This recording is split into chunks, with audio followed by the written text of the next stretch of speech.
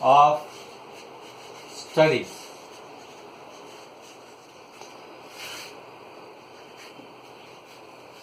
By Francis Bacon. So this is our first lesson by Francis Bacon. I am going to tell you some interesting facts about Francis Bacon. You might have boys known about IQ. Do you know what is IQ? It is called the intelligent quotient. What this IQ has to do with Francis Bacon? This fellow is one of the best, one of the brilliant personalities who has got IQ of more than 200. But in those days, there were no systems, there were no devices to measure our IQ. So, IQ means our mental age by physical age, or this is also called chronological age. Your actual age. Mental age means your mental capacity.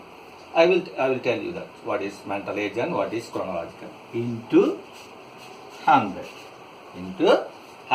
That gives you your IQ.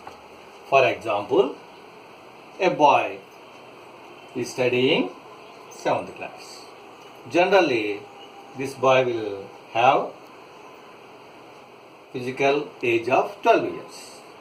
And if this boy can or having the ability of doing the problems or having the intelligence of a 24-year boy, that means this 12-year boy can solve the problems of 24-year boy. Okay, you got it? That means 24 divided by 12, that is 2 into 100. That means 200. This IQ is 200. If this boy is having an ability of 24-year boy, this is called 200 IQ. But it is very rare to get IQ of 200 for ordinary persons. We generally have an IQ about 80 to 120.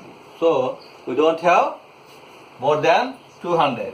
Great personalities like Einstein and Heisenberg, and another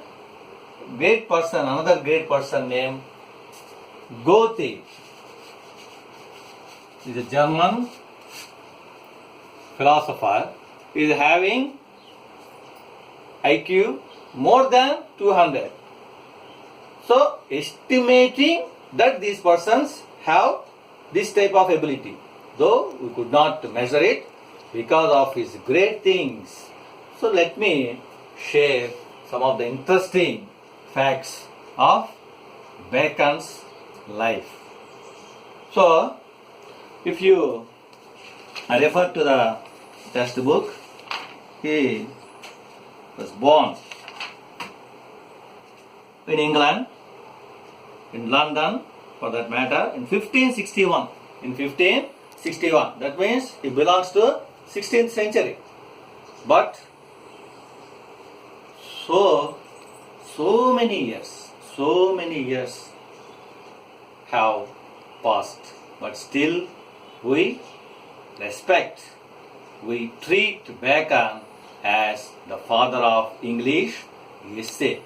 So that is the genius and great ability of Francis Bacon. Why this fellow has such an ability, outstanding ability? We can easily understand that at the age of 7, he could speak 6 languages other than English: Latin, Greek, Spanish, etc., etc. So many languages, and it was almost at 13 years. At 13 years, he got his PhD. Can you believe it? PhD from one of the greatest universities, Cambridge University. And if you measure his intelligence with today's tools, we can easily say that this person has got an IQ of 200. And besides this, he was a great educationist, he was a great philosopher, and surprisingly, do you agree with me? He was also, during the times and up till date, is one of the greatest scientists. He was an ardent lover of science. And do you know, he died at the age of some 62 or 64. So 1561, and almost he died at the age of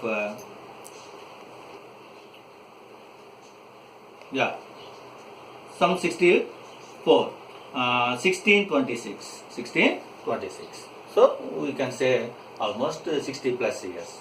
But surprisingly, how he died was very, very interesting also. During September and October, in England, there was a strong, severe winter. And he observed that some of his chicks at the backyard died. And he just looked at those things, and he brought the chicks, and he dug some, he made some pit or something like that, and he actually covered all these chicks with ice and snow, and all throughout the night he did, and he took those chicks into the room and observed what things are making these chicks to make it feel fresh. That is nothing but refrigeration. Though in those times, in 16th century, there was no refrigerator. But this almost has got an innovative method of keeping the dead things alive by making it cool and cold. So while doing all the night, and after 2 or 3 days, he got pneumonia, and unfortunately he died at the age of 63 or 64. Otherwise, definitely he would have been alive for a couple of years, or 10 or 15 years more. That was his strong desire. I have already told you that observation is very important. So he was one of the greatest scientists. And if you go to post-graduation, you can also come across another great philosopher, Will Durant. Will Durant, one of the greatest philosophers, all-time greats. He wrote a book, The Story of Philosophy. This philosophy, the Story of Philosophy book also is dedicated by Will Durant to Francis Bacon, and he allotted 5 pages to his great inventions, great works, and other things. Okay, boys, so we really are fortunate in learning about Francis Bacon, and when you go to the textbook, we can easily remember those things for examination point of view, and do some exercises. But this is not the main purpose and intention of studying literature. So, of studies. So, coming to this, of studies means, I already told you the difference between reading and studying. So, this title has been aptly suggested by Francis Bacon, that why should we study? how to study and what is the purpose of study. So this coming to the textual content, we shall discuss this topic of studies. It's a very interesting topic, boys, and I hope you are catching my intonation.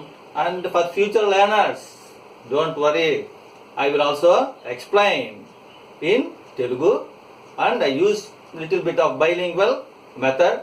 And the main purpose of viewing my lecture is to understand something. If you don't understand something, and if I just babble words, it doesn't suffice. So sometimes I will also explain some terms and some important incidents in Telugu also, so that you will be able to catch it. Okay, boys?